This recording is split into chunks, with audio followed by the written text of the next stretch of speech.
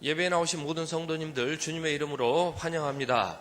시온 찬양대의 찬양을 우리 하나님께서 기뻐 받으신 줄로 믿습니다. 우리나라 출산율이 1.2로 일본보다 더 심각한 상태라고 합니다. 교회에서도 성경학교의 출석이 급감하고 있는 실정입니다.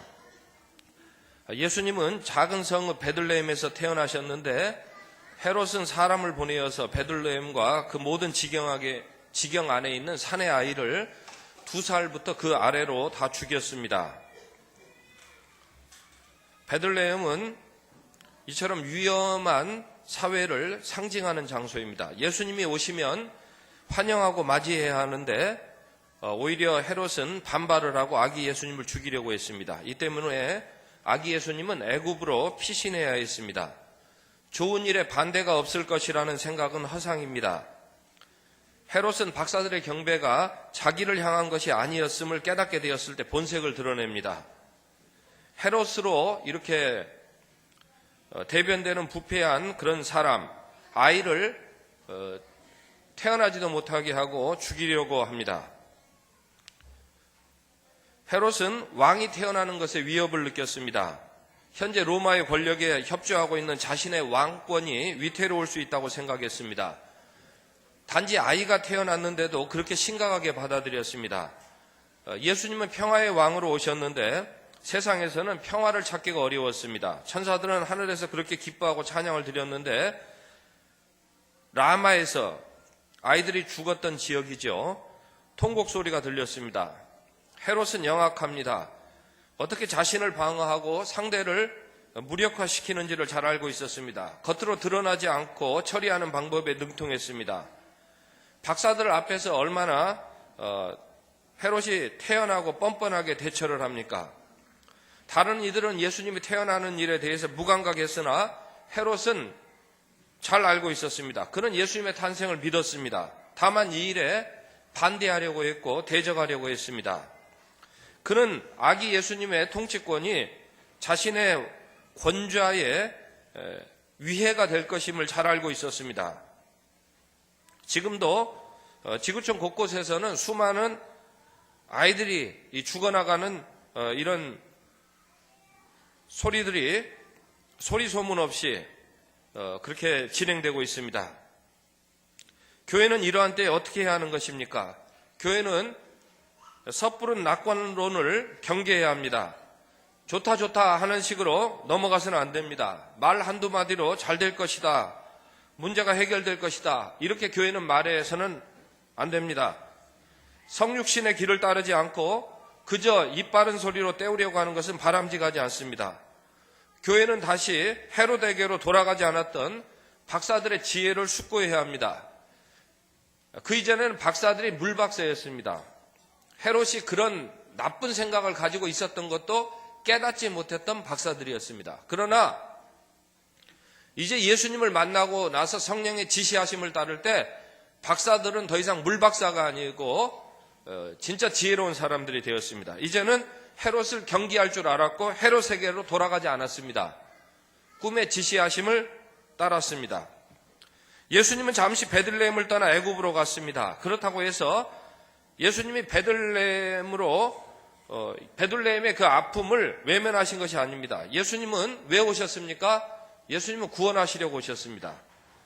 예수님은 구원하려고 오셨기 때문에 말구에 오셨습니다. 또 예수님은 우리 모두가 따를 만한 구원의 길을 걸어가십니다. 예수님이 이 땅에 오신 것은 기쁜 소식인데 헤롯과 같은 사람이 아이들을 학살하게 되었다는 것을 받아들이는 것은 어려운 현실이지만 우리가 깨달아야 될 현실입니다. 또 무엇보다도 예수님께서 아기 예수님으로 오셔서 어떤 길을 걸어가셨는지를 우리가 따라야 하는데 이것은 더 받아들이기 힘든 현실이지만 우리가 따라야 할 것입니다. 이것은 곧 우리가 헤롯의 길에 대해서는 저항해야 된다는 것을 뜻합니다. 예수님은 아기 예수님으로 오셔서 자기 한 몸 구하려고 피난 가신 것이 아닙니다. 예수님은 아기 예수님으로 오셔서 미리 하나님께서 말씀하신 대로, 작정하신 대로 구원의 길을 걸어가십니다. 예수님은 아기 예수님으로 오셔서 십자가의 자리까지 묵묵히 걸어가십니다. 이것을 받아들이는 것은 아주 힘든 일입니다. 이것은 곧 피와 땀과 눈물을 흘리시고 진짜 사랑을 보여주시는 길이기 때문에 그렇습니다. 베들레헴은 성육신이 시작된 자리입니다. 이 자리는 헤롯의 악의 학살에 저항하는 자리입니다. 이 자리는 갈보리의 십자가로 나아가는 출발점입니다. 믿는 사람은 누구나 다 아기 예수님이 걸어가신 발자취를 따르게 됩니다. 이것이 오늘 성탄의 은혜가 주는 실질적인 내용입니다. 원수 마귀를 미워하는 것은 참으로 위험한 발상입니다. 오늘 부모들은 헤롯의 실체를 박사들만큼이나 파악해야 할 필요가 있습니다. 부패한 헤롯이 아이들을 어떻게 학살했는지를 보아야 할 것입니다. 훗날 겟세마네에서 있었던 사건입니다. 한 사람은 손에 칼을 들었고 한 사람은 키스를 했습니다. 칼을 들었던 베드로는 친구였고 키스를 했던 유다는 배신자였습니다. 훗날 군중들은 바라바를 택하고 예수님을 버렸습니다. 그러니 오늘 우리에게 필요한 것은 성서적인 저항입니다. 먼저는 부패한 헤롯에게 너무 쉽게 굴복해버린 내 육신의 욕망에 저항해야 합니다. 흔히 화려한 시작을 꿈꿉니다. 그리고 유토피아를 추구합니다. 그러나 베들레헴은 성육신으로 시작해야 할 것을 교훈합니다. 헤롯을 이용하여 아기 예수님의 구원의 길을 막으려는 사탄 마귀의 관계를 파악해야 할 것을 교훈합니다. 또한 베들레헴은 헤롯의 권좌가 아니라 겟세마네의 십자가로 내려가는 시작을 가리킵니다. 헤롯이 되는 것은 인간적으로 좋아 보이겠지만은 그것이 아기들을 학살하는 것으로 귀결된다면 과감히 돌아서야 할 것입니다. 사랑하는 성도 여러분, 우리 천성교회는 아기가 구원받는 그런 교회입니다. 예수님이 아기 예수님으로 찾아오신 그런 교회입니다. 아기 예수님이 따라 가신 그 길을 우리도 따라가야 할 것입니다. 베들레헴을 유대인과 팔레스타인의 분쟁 지역으로 보는 것은 초보적입니다. 베들레헴을 헤롯의 부패한 인간성에 저항하고 성령 충만하여 말씀대로 사는 성육신의 시작점으로 보아야 할 것입니다. 기도하겠습니다.